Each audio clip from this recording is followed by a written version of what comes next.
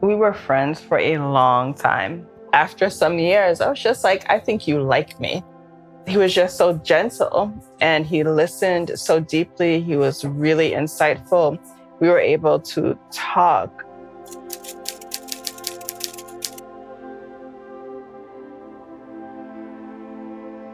And I appreciate men who are sensitive and men who are not afraid to wade into the deep waters of their emotions. I think it was her commitment to her personal growth and the growth of those around her. Her ability to challenge herself and to tell other people how to challenge themselves as well. Like, she was so committed to those personal growth that it encourages everybody around her to step it up. And she still challenges me to this day. One of the most challenging and beautiful and fulfilling things in this relationship for me is being able to be vulnerable, being able to fall apart and pick myself back up and know everything's going to be okay and not worried about being played, more or less, right? For me, being able to be soft. Right. We can have arguments and the grass can seem greener on the other side, but the reality of the matter is the grass is always greener where you cultivate it. It's recognizing that there is no perfect person. Mm-hmm. They're just people committed to perfecting their commitment to each other. Mm-hmm. History flattens the women who have so many layers and who were able to really girdle dynamic men and entire movements. It's easy and serves patriarchy to simplify women. Historically, the stronger the women, the stronger the society.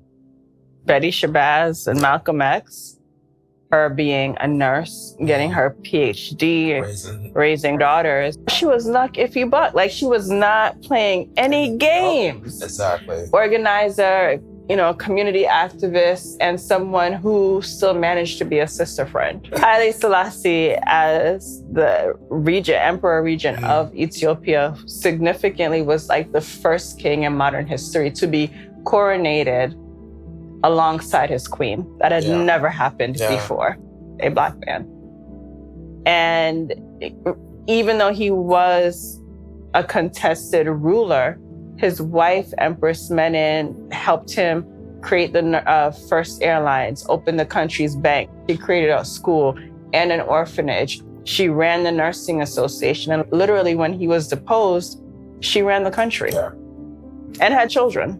Anna Douglas, who was Frederick Douglass's first wife, was just a very powerful woman in her own right. She was clear about her power, right? And you see that in her being able to manage the household finances by making the money that kept them afloat and running their home. And as a Black woman with limited literacy, being married to this renowned abolitionist, but still maintaining your humility is just something very powerful to me.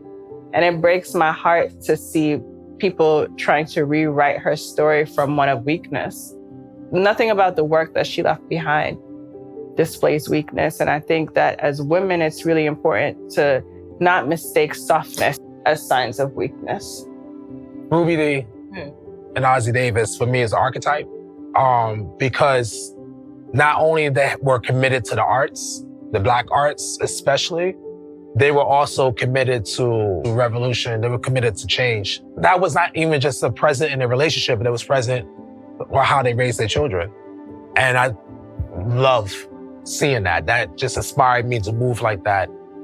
Black love is the physical manifestation of seeing yourself as somebody else.